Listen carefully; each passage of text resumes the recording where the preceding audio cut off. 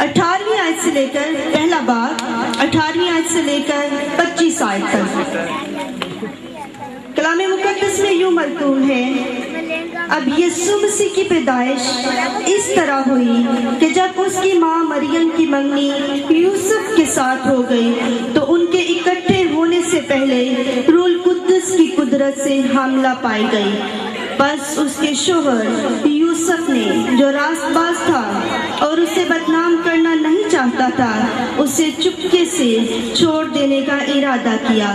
وہ ان باتوں کو سوچ ہی رہا تھا کہ خداوند کے فرشتہ نے اسے خواب میں دکھائی دے کر کہا، اے یوسف ابن داؤد، اپنی بیوی مریم کو اپنے ہاں لے آنے سے نہ ڈر، کیونکہ جو اس کے پیٹ میں ہے وہ روح القدس کی قدرت سے ہے۔ اس کے بیٹا ہوگا اور تو اس کا نام یسوع رکھنا، کیونکہ وہی اپنے لوگوں کو ان کے گناہوں سے نجات دے گا۔ یہ سب کچھ اس لیے ہوا کہ جو خداوند نے نبی کی معرفت کہا تھا وہ پورا ہو، کہ دیکھو ایک کنواری حاملہ ہوگی اور بیٹا جنے گی اور اس کا نام ایمانویل رکھیں گے، جس کا ترجمہ ہے خدا ہمارے ساتھ۔ بس یوسف نے نیند سے جاگ کر ویسا ہی کیا جیسا خداوند کے فرشتہ نے اسے حکم دیا تھا، اور اپنی بیوی کو اپنے ہاں لے آیا، اور اس کو نہ جانا جب تک اس کے بیٹا نہ ہوا، اور اس کا نام یسوع رکھا۔ خداوند کے پاک کلام پڑھے اور اس کے سنے جانے پہ خداوند کی خاص برکت ہو۔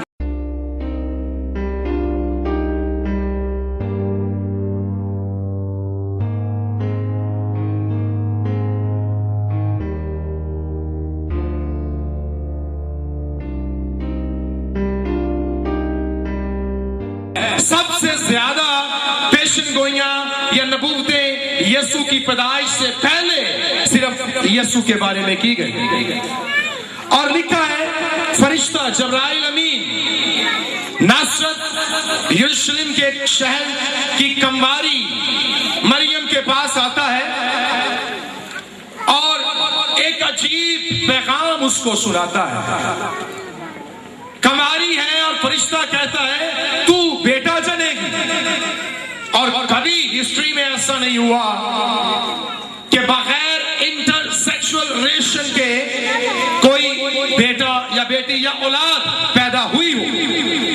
اگر کنواری سے اولاد پیدا ہو تو انڈرسٹوڈ ہے کہ وہ اڈلٹرس ہے، اس نے زناکاری کی ہے۔ لیکن اگر کسی کو مرد چھوئے نہ، کسی کنواری کو مرد ہاتھ بھی نہ لگائے، اور جبرائیل آ کر کہے کہ خدا کا پیغام ہے، سلام ہے مریم، کہ خدا کا فضل تجھ پر ہوا ہے، تو کنواری ہے اور بیٹا جنے گی، اور مریم گھبرا گئی، یہ کیسے ہو سکتا ہے، میں تو کنواری ہوں اور میں مرد کو جانتی نہیں۔ اور عبرانی زبان کے اندر جو کنواری کے لیے اور مقدسہ مریم کی پاکیزگی کے لیے الفاظ استعمال ہوئے ہیں، باکرہ، اور عربی میں بتولہ، اور یونانی میں پارتھینوس، اور مقدسہ سین، یعنی ایسی عورت جو مرد کے لمس سے بھی واقف نہیں ہے، اور جبرائیل فرشتہ اس کے پاس آتا ہے۔ میں اسٹڈی کر رہا تھا جب ایک بک کی، تو قرآن حکیم فرقان مجید میں سورۃ العمران کی 43ویں آیت میرے سامنے آئی، یہی بالکل آیت وہاں پر ہے، وَأَزْكَالَ الْمَلَائِكَةُ، ایک ملائکہ فرشتہ آیا اور کہا، یا مریم، اے مریم، ان اللہ، کہ خدا تعالی، اللہ باری تعالی، اس کی ذات، یبشری کا، تجھے ایک بشارت دیتی ہے، بکلمہ ہی منا، ایک کلمے کی جو میرا ہے، منا میرا کلمہ، اسماعی المسیح، جس کا نام ہے المسیح، اور عربی میں ایک ٹائٹل ہے جو اسم نکرہ کو اسم معرفہ بناتا ہے، یعنی عام چیز کو خاص بناتا ہے۔ اور مسیح آپ بھی ہیں، میں بھی ہوں، پوری دنیا میں بتھیرے مسیح ہیں، پر قرآن حکیم فرقان مجید ببانگ دہل فرماتی ہے کہ المسیح ایک ہے، مسیح بہت سارے ہیں، المسیح ایک ہے، خدا کا کلمہ، بکلمہ تہی منا، اسماعی المسیح، عیسیٰ नजात दहिंदा, यही मेरा आज का टॉपिक है। इब्ने मरियम, मरियम का बेटा, वजीहन ये दुनिया, जो दुनिया में भी वजीहन है, मुकर्रब है, मोतबर है, बल आखिरत और आखिरत में भी मुकर्रब है, मोहतरम है, इज़्ज़त इज्जत वाला है। और जबराइल फरिश्ता मुकद्दसा कमारी मरियम के पास आकर फरमाता है कि तू उसका नाम यस्सु रखना, यस्सु रखना। और जब मैं इस लफ्ज की स्टडी कर रहा था पिछले साल, मुझे याद है कि मैंने यहाँ पर कलाम सुनाया था, यस्सी के तने से कौंपल निकलेगी और उसकी जड़ों से बारावर शाख पैदा होगी। सर इस्तेमाल हुआ है और यूनानी जुबान में नस्ते लफ्ज इस्तेमाल हुआ है और इंजील मुकद्दस में लिखा है वो नासरी कहलाएगा, नसर कहलाएगा, नस्से कहलाएगा, जो नबियों की मार्फत कहा गया है, यानी कौंपल कहलाएगा। यस्सी के तने से कौंपल, जड़ों से शाख, कौंपल भी यस्सु, शाख भी यस्सु, यस्सी के पीछे भी यस्सु, यस्सी के आगे भी यस्सु, अल्फा भी यस्सु, ओमेगा भी यस्सु, जो जमीन पर मुजस्सम होकर आया। मसीहा ने फरमाया अल्फा और ओमेगा मैं हूं। और यशवा, यस्सु के लिए इब्रानी जुबान में यस्सु नजात दहिंदा, ईसा या यस्सु का मतलब नजात दहिंदा है। फिरोजुल लुगात में ईसा का मतलब भी नजात दहिंदा है और यस्सु का मतलब भी नजात दहिंदा है। पुराने अहदनामे में यस्सु के लिए इब्रानी जुबान में यशवा लफ्ज इस्तेमाल हुआ है। अब यस्सु के नाम का मतलब है और मुआफ करने वाला है, सफात आप बयान कर सकते हैं, पर तीन इब्रानी जुबान के अंदर खुदा के जाती नाम है एलोहीम, जिस लफ्ज से लफ्ज अल्लाह आया है, और एदोनाए और यहोवा, ये तीन नाम खुदा के जाती नाम है। और यहोवा का मतलब है मैं जो हूं सो मैं हूं, I am that I am. और ये पहली दफा जब मूसा खुदा के सामने आया, गुफ्तगू हो रही है, तो खुदा ने फरमाया जा मिस्र में मेरी कौम इस्राइल को निकाल के ला। तो कहता है कि खुदा तेरा नाम क्या है, मैं जाके लोगों को क्या नाम बताऊं? तो खुदा ने फरमाया लोगों को जाके कह मैं जो हूं सो हूं ने मुझे तुम्हारे पास भेजा है। और इब्रानी जुबान में लिखा है यहोवा ने मुझे तुम्हारे पास भेजा है। और जब यहोवा और शुआ का मतलब है निजात, जब यहोवा निजात दहिंदा होता है तो यसाया नबी 730 साल पहले अपने मुकद्दस सहीफे में लिखता है कि खुदा फरमाता है मैं ही यहोवा हूं और मेरे सिवा कोई बचाने वाला नहीं, मैं यावे शुआ हूं, मैं ही जिस्म लेकर जमीन पर आऊंगा और इंसानों की निजात का दरवाजा खोल दूंगा। यहोवा शुआ, यावे शुआ, यस्सु निजात दहिंदा है। चार चीजें मैंने यहां पर नोट की हैं।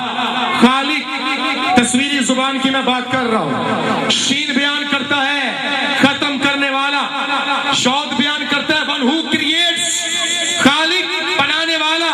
और यूहन्ना की इंजील में लिखा है मसीहा के बारे में कि इब्तिदा में कलाम था, कलाम खुदा के साथ था, कलाम ही खुदा था, और जो कुछ भी पैदा हुआ कलाम के वसीला से पैदा हुआ, कोई चीज भी कलमे के बगैर पैदा नहीं हुई, क्योंकि इब्रानी में भी लिखा है खुदा ने फरमाया कुन हो जा, और कलमे को मुतकल्लम से जुदा नहीं किया जा सकता। इसलिए जब खुदा ने फरमाया हो जा, कायनात वजूद में आई। यूहन्ना फरमाता है कलमा जो मुतकल्लम से सादर हुआ उसने कायनात को बनाया।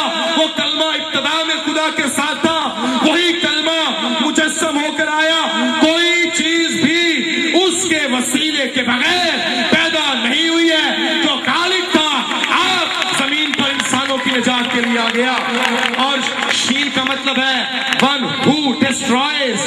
अब सारी इंसानियत यस्सु की आमद को देख रही है कि कब फिर मसीहा बादलों पर आएगा और जमीन नहीं होगी, आसमान नया होगा, जन्नत के दरवाजे खुलेंगे, कयामत का समा होगा, मुर्दे जी उठेंगे, एक नया माहौल होगा। और ये है वन हु डिस्ट्रॉयज। शीन کا مطلب ہے. اور مسیحا کے بارے میں لکھا ہے کہ خدا نے عدالت کا سارا کام انجیل مقدس میں لکھا ہے اسی کے سپرد کیا ہے. اور واؤ کا مطلب ہے بچانے والا, سیویئر, بچانے والا. اور این کا مطلب ہے تجربہ بخشنے والا. One who knows us, give us the experience to know him. جو ہمیں جانتا ہے, تجربہ دیتا ہے کہ ہم اسے جانے. خدا کو کبھی کسی نے نہیں دیکھا اور خدا کسی کی سمجھ میں نہیں آ سکتا. پہلے کلمہ خالق ہوا, پھر کلمہ کفارہ ہوا, پھر وہ کلمہ کفارہ ہو کر خریدار ہو گیا. اور یوحنا فرماتا ہے دیکھو خدا کا برہ جو جہان کے گناہ اٹھا لے جاتا ہے. میں بھی مسیحی گھرانے میں پیدا ہوا, مسیحی تعلیم سے واقف تھا, پر 93 up to 99 1993 سے 99 تک بدستور دعاؤں کے چرچز جانے کے I was a smoker, I was a drinker. اور مجھے معلوم نہیں تھا کہ یسوع مسیح کی حقیقت کیا ہے. میں شراب پیتا تھا, سگریٹ نوشی کرتا تھا اور غلط سوسائٹی تھی. میں سمجھتا تھا سی بچے بچائے ہیں, توبہ کچھ نہیں ہے. پر جب سے مسیح زندگی میں آ گیا 11 سال ہوئے ہیں, 11 سالوں میں منہ سے کبھی گالی نہیں نکلی ہے, اوائڈ کیا ہے, نشے بازیوں کو چھوڑا ہے, اس لیے کہ یسوع چرنی میں نہیں میرے من میں آ گیا, میرے بدن میں آ گیا اور اس نے مجھے نجات بخش دی ہے. اور نجات گناہوں سے ہے. جس چیز کو آپ گناہ نہیں سمجھیں گے وہ آپ اس سے نجات نہیں پا سکتے.